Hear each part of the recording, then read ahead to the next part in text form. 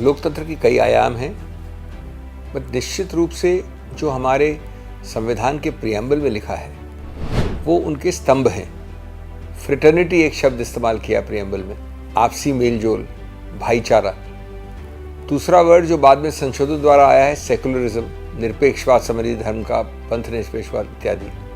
तीसरा आया है समाजवादी एक सिद्धांत। ये सब स्तंभ हैं और मैं समझता हूँ गणतंत्र के ये स्तंभ हैं जिनका सबसे बड़ा एक मूल है सबको साथ लेके चलना।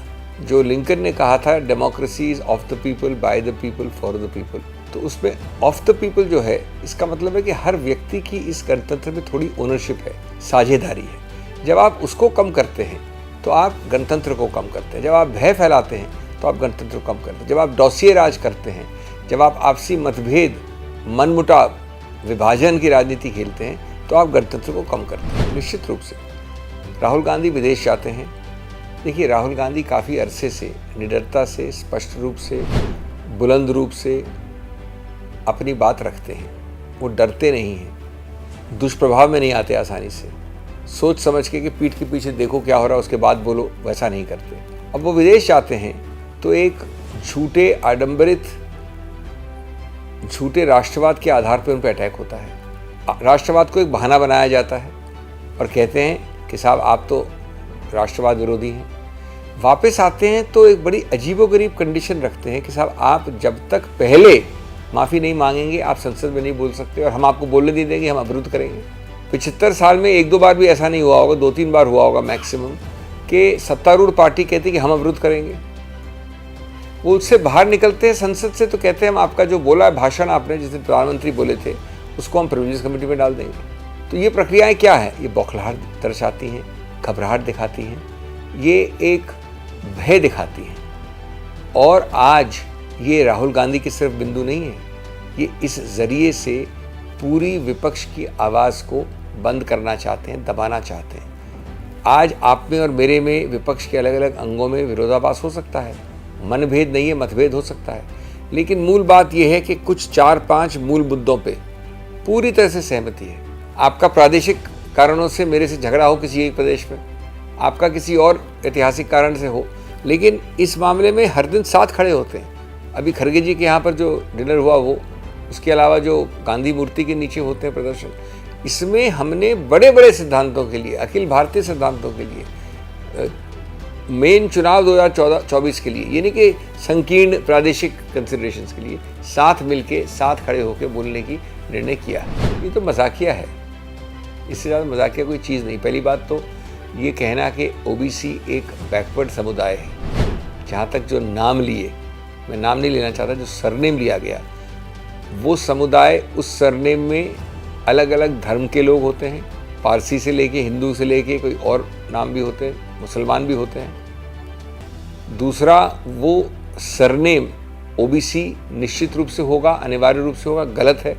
कई ऐसे होते हैं उस सरनेम वाले जो ओबीसी नहीं होते, कई। तीसरा, राहुल गांधी ने कहा कि ये बात कैसी है कि ये 3 नाम लिए उन्होंने, इसका सरनेम, चोरों के नाम में सरनेम ऐसा क्यों आता है? उन्होंने ये नहीं कहा कि सब उस सरनेम वाले चोर हैं, और उसके बाद जिनका नाम लिए उनमें से एक व्यक्ति ने भी याचिका नहीं डाली, कंप्लेंट नहीं की। इसलिए आवश्यक हो गया, क्योंकि कानून में जिसको फ़र्क नहीं पड़ता है या जिसका नाम नहीं लिया जाता, अगर वो नहीं करता है तो फिर ये ज़रूरी हो जाता है इसको समुदाय के स्तर पे आप उठाइए, और समुदाय का कोई मुद्दा ही नहीं है।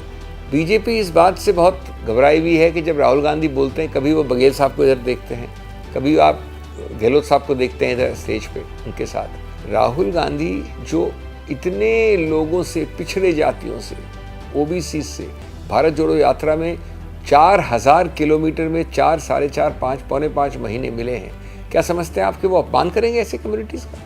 उनके साथ ऐसे तबके के लोग मिले हैं, ओबीसी से लेके, पिछड़ों से लेके, एससी एसटी से लेके सभी, वो अपमान करने के। ये तो एक राजनीतिक, वो सोचती है बीजेपी सत्तारूढ़ पार्टी की घास खाती है जनता, जो बोल दो चल जाएगा। पहले तो ये हास्यास्पद भी है, थोड़ा एक विडंबना भी है कि जो कुछ हद तक ज़्यादा कुछ भिन्नताएं थी मत में, बीजेपी के कारण वो भिन्नताएं हट गई हैं और गैर एनडीए का पक्ष एक साथ हो गया है। इसका धन्यवाद हमको बीजेपी को देना चाहिए। नंबर 2, निश्चित रूप से संसद तो करीब नहीं चलने का उन्होंने निर्णय ले लिया है। अब कोई एक फॉर्मल रूप से 5 और 6 तारीख को है, लेकिन है नहीं संसद।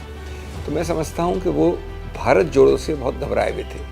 भारत जोड़ो और उसके बाद जो अभियान उठाया इस पूंजीपति के नाम पे, जो निकटता बताई, जो आरोप लगाए, उससे भी बहुत घबराए हुए। वो नहीं चाहते कि किसी रूप से चले मामला जिससे कि उनको जवाबदेही हो। गणतंत्र में, लोकतंत्र में जवाबदेही से बड़ी कोई चीज़ नहीं होती, लेकिन जवाबदेही होगी तो प्रश्न से अंदर प्रश्न और निकलेगा, उस तीसरे प्रश्न से चौथा प्रश्न निकलेगा।